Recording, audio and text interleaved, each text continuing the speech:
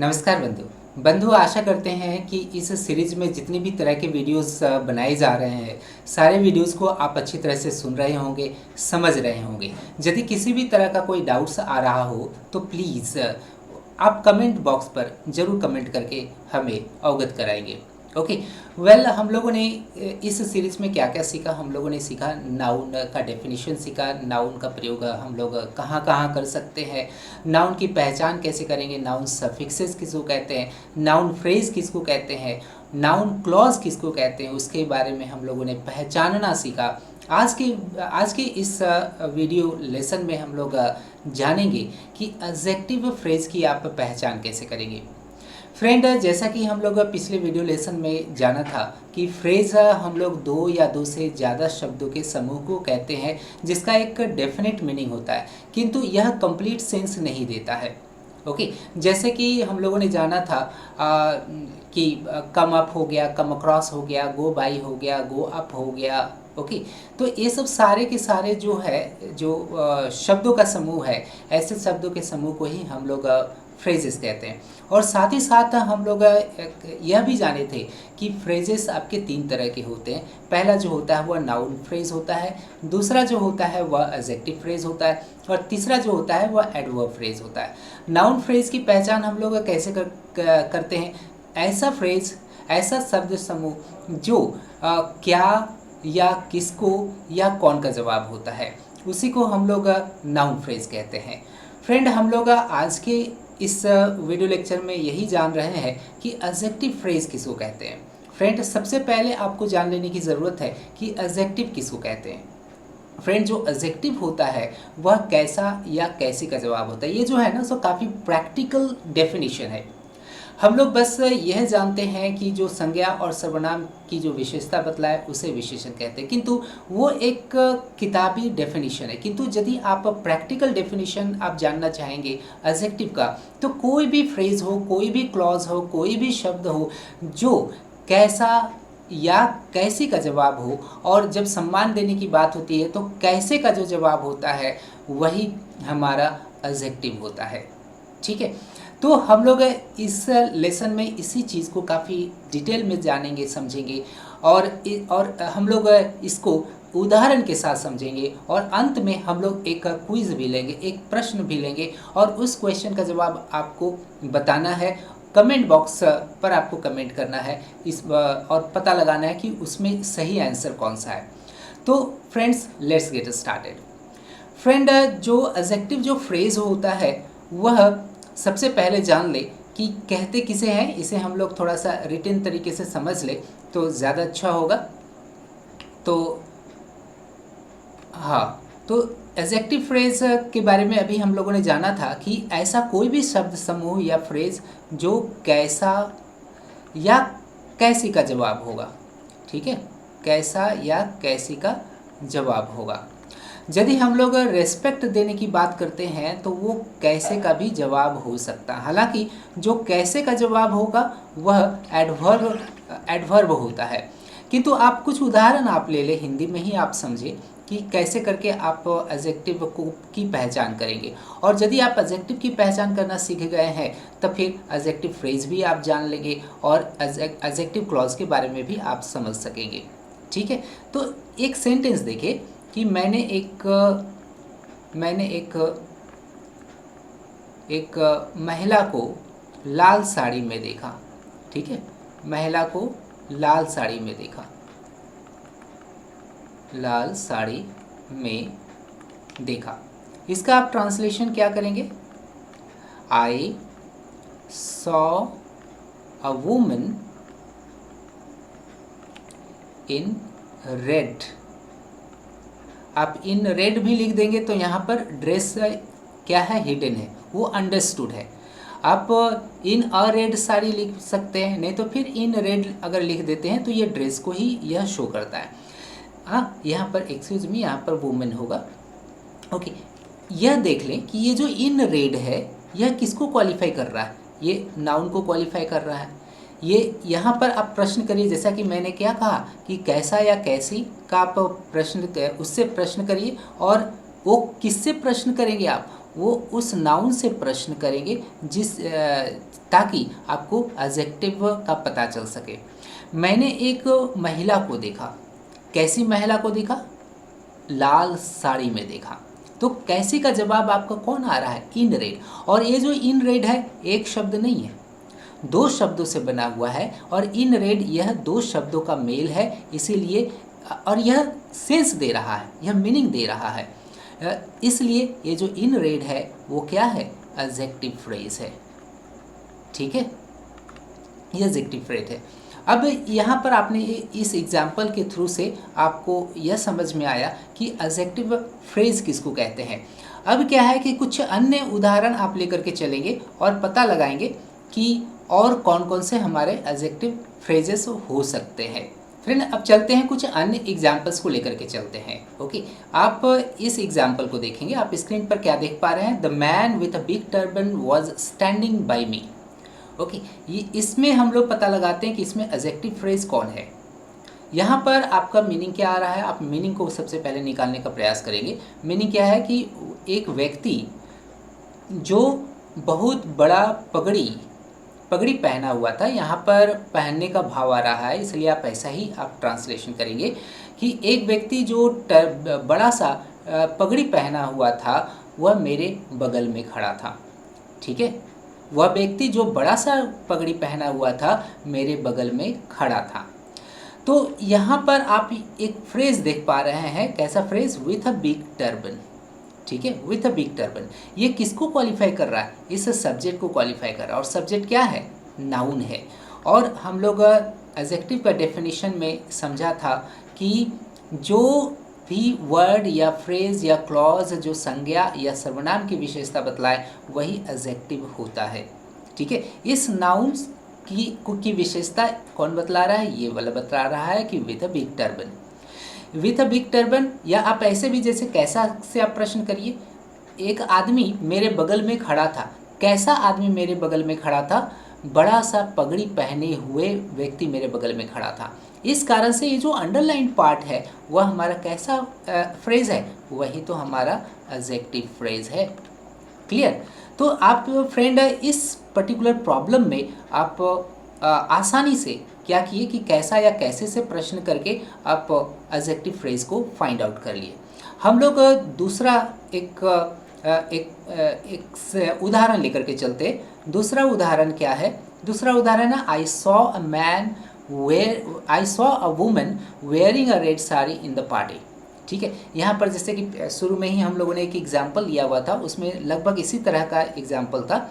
I saw a woman, मैंने एक महिला को देखा। कैसी महिला को देखा? Wearing a red sari in the party. Okay, यहाँ पर जो है इस महिला को अ वुमन के बारे में, इस नाउन के बारे में कौन बतला रहा है? ये फ्रेज बतला रहा है wearing a red sari in the party. Okay, मैंने कैसी महिला को देखा? जो पार्टी में लाल साड़ी पहनी हुई थी। इस कारण से इस पर्टिकुलर सेंटेंस में जो एडजेक्टिव फ्रेज है वो wearing a red sari in the party, ये जो है एडजेक्टिव फ्रेज है, वो सीधे वेयरिंग से स्टार्ट होकर के पार्टी तक खत्म होती है। ओके, आशा करते हैं कि सेकंड प्रॉब्लम में भी आपको एडजेक्टिव फ्रेज पता लग गया होगा। अब हम लोग नेक्स्ट एग्जाम्पल को लेते हैं। यहाँ पर क्या है? द हट ऑन फायर। फ्रेंड, यह ऑन फायर मतलब होता है धू धू कर जलने वाला या जल रहा हो, जो जलने की क्रिया, जिसकी जलने की क्रिया जारी हो। मतलब यहाँ पर क्या हो गया? द हट ऑन फायर मतलब जलता हुआ झोपड़ी। ठीक है, caved in within an hour. Caved in ये भी एक फ्रेज है। इसका मतलब होता है गिर जाना, ढह जाना। विद इन एन आवर ये भी हमारा क्या है? फ्रेज है। ये सब जो फ्रेजेस आप देख पा रहे हैं, ये सब फ्रेजेस को हम लोग आने वाले वीडियोस में समझेंगे और जानेंगे कि इस तरह के कौन कौन से फ्रेजेस, क्योंकि इसके बारे में अभी हम लोगों ने चर्चा नहीं किया है, इस कारण से इसको हम लोग अगले वीडियो लेसन के लिए छोड़ेंगे। ठीक है, अभी हम लोग यहाँ पर एडजेक्टिव फ्रेज के बारे में बात कर रहे हैं। पूरा का पूरा वाक्य का यदि आप हिंदी मीनिंग निकालना चाहेंगे तो हिंदी मीनिंग होगा कि जलता हुआ झोपड़ी 1 घंटे के भीतर ही ढह गई। ठीक है, यहाँ पर ऑन फायर जो है, आपको नहीं लगता है कि इस नाउन को क्वालिफाई कर रहा है, इस नाउन के बारे में बतला रहा है, इस दी हट के बारे में बतला रहा है। कैसा झोपड़ी, कैसी झोपड़ी, जो जल रहा था, ठीक है, द हट ऑन फायर। ओके, तो इस कारण से ऑन फायर जो है वो कैसा झोपड़ी का जवाब है, कैसा का जवाब है, इस कारण से ऑन फायर हमारा यहाँ पर क्या होगा, वह एडजेक्टिव फ्रेज होगा। ओके, अगर यही जो है ना, सो हम लोग एडजेक्टिव क्लॉज की बात करेंगे, तब ये सेंटेंस ऐसा रहता, द हट which was on fire capped in within an our. तो यहाँ पर विच वॉज ऑन फायर जो रहता वही हमारा एडजेक्टिव फ्रेज होता, एडजेक्टिव क्लॉज होता या रिलेटिव क्लॉज होता। क्योंकि यहाँ पर दो ही शब्द है, इसमें अब इसका अपना सब्जेक्ट और प्रेडिकेट नहीं है, इसमें दो ही शब्द रहने के कारण से, इस कारण से यह फ्रेज है, और यह फ्रेज कैसा का जवाब है, इस कारण से यह एडजेक्टिव फ्रेज है। तो आशा करते हैं फ्रेंड कि ये तीनों ही प्रॉब्लम्स में आपको एडजेक्टिव फ्रेज की पहचान हो गई होगी। हम लोग कुछ अन्य एग्जाम्पल्स लेकर के चलेंगे। ये जो 3 एग्जाम्पल्स यहाँ पे देख रहे हैं वह एक टाइप का है। दूसरा टाइप का आप प्रॉब्लम्स को देखेंगे। दूसरा टाइप का पहला जो प्रॉब्लम आप देख पा रहे हैं स्क्रीन पर, वो क्या है, the T is excessively hot. चाय आवश्यकता से ज़्यादा गर्म है, ठीक है। तो ये जो एक्सेसिवली हॉट है, यह आपको नहीं लगता है कि इस द टी की विशेषता बतला रहा है। चाय है कैसा, आवश्यकता से ज़्यादा गर्म। तो यहाँ पर आप एक्सेसिवली हॉट जो देख रहे हैं, यही तो हमारा एडजेक्टिव फ्रेज है, क्योंकि ये एक्सेसिवली और हॉट दोनों मिल करके एडजेक्टिव फ्रेज बनाया है। किंतु यदि आप इन दोनों को तोड़ दें, एक्सेसिवली हॉट को आप तोड़ते हैं दो शब्दों में, आप इसको अलग अलग तरीके से देखते हैं, इंडिविजुअली देखते हैं, तब ये हॉट यहाँ पर क्या है, एडजेक्टिव है। और आपको जानने की आवश्यकता है कि जो एडजेक्टिव होता है, एडजेक्टिव को क्वालिफाई कौन करता है, एडवर्ब करता है। तो यहाँ एक्सेसिवली क्या है, एडवर्ब है, और हॉट क्या है, एडजेक्टिव है। इस एडजेक्टिव को क्वालिफाई यह एडवर्ब कर रहा है। ओके, लेकिन आप दोनों ही शब्दों को लेकर के चल रहे हैं, तब ये दोनों ही शब्द कैसा का जवाब है, इस कारण से दोनों ही शब्द मिल करके एडजेक्टिव फ्रेज कहलाएगा। क्लियर। अन्य एग्जाम्पल को आप देखेंगे, the patient is too weak to walk. यहाँ पर टू वीक टू वॉक, ये जो है यहाँ पर आप देख पा रहे हैं, इस पेशेंट की विशेषता बतला रहा है। पेशेंट टहलने में आवश्यकता से ज़्यादा कमज़ोर है, मतलब पेशेंट इतना कमज़ोर है कि वह टहल नहीं सकता है। ओके, तब ये पेशेंट को क्वालिफाई कौन कर रहा है, टू वीक टू वॉक। पूरा टू वीक टू वॉक यहाँ से यहाँ तक हमारा क्या हो जाएगा, वह हमारा एडजेक्टिव हो जाएगा, ठीक है। एडजेक्टिव वो भी क्या फ्रेज के रूप में आया है, इस कारण से एडजेक्टिव फ्रेज हो जाएगा। क्लियर। अब अगला जो आप जो उदाहरण देख पा रहे हैं वो क्या है, the blouse has been beautifully stitched by hand. जो ब्लाउज है उसे हाथ से बहुत ही सुंदर तरीके से सिला गया है, ठीक है। यहाँ पर आप देख रहे हैं बीन के बाद, आप हैज़ बीन के बाद ये ब्यूटीफुली स्टिच्ड बाय हैंड, ये पूरा का पूरा यहाँ पर एडजेक्टिव है, क्योंकि यही तो कैसा या कैसी का जवाब है। ब्लाउज़ को सिला गया है कैसा, बहुत ही सुंदर तरीके से हाथ से। ये एक चीज़ और जानेंगे फ्रेंड कि बी का फॉर्म कौन कौन हो सकता है, is, am, are, was, were, be, been, B.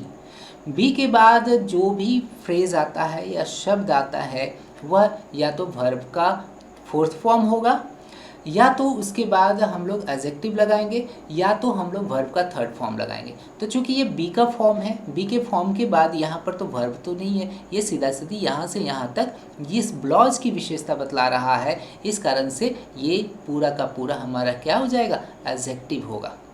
Okay, तो ये चूँकि 4 शब्दों का यह सम्मिश्रण है, 4 शब्दों का यह ग्रुप है, इस कारण से चारों शब्द मिलकर के एक फ्रेज बना रहा है, और यह एडजेक्टिव फ्रेज है। अब फ्रेंड आपको स्क्रीन पर एक प्रॉब्लम आपको दिख रहा होगा। वो क्या प्रॉब्लम है कि आपको 4 ऑप्शंस दिख रहे होंगे। ये 4 ऑप्शंस में आपको एडजेक्टिव फ्रेज खोजना है। कोई एक ही ऑप्शन है जिसमें कि एडजेक्टिव फ्रेज का प्रयोग हुआ है, उस एडजेक्टिव फ्रेज को आपको फाइंड आउट करना है। और आप फाइंड आउट यदि कर लेते हैं तो कमेंट बॉक्स में आप ज़रूर अपना जो है सही आंसर लिखेंगे। हम अगले वीडियो लेसन में इसी प्रॉब्लम को काफ़ी डिटेल में डिस्कस करेंगे और सही आंसर को हम लोग खोजेंगे और उससे रिलेटेड जो भी कॉम्प्लिकेशंस होंगे उसको भी हम लोग जानेंगे।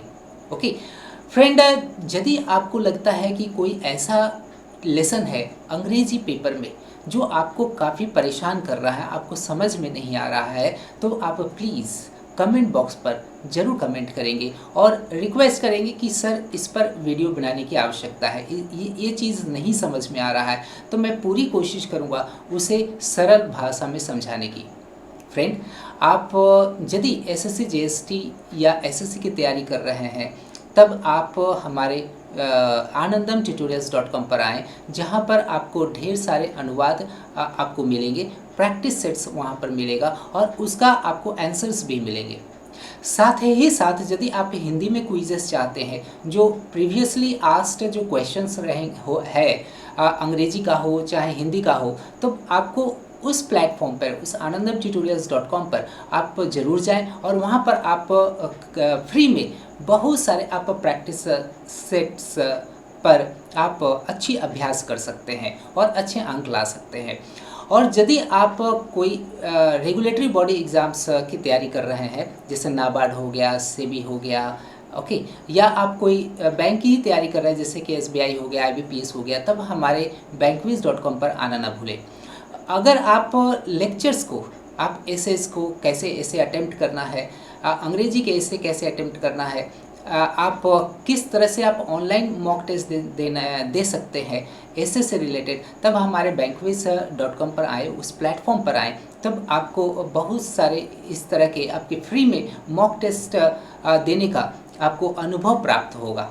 ओके, और आप हमारे अंग्रेजी में जो व्याख्यान है, अंग्रेजी में जो लेक्चर्स है, वो आप हमारे YouTube के bankviz पर आप आकर के सुन सकते हैं, जिसमें कि आपको ऐसे से रिलेटेड किस तरह के टेक्निक्स, किस तरह के फॉर्मेट आपको फॉलो करने की ज़रूरत है, वो आपको वहाँ पर डिटेल में नज़र आएगा।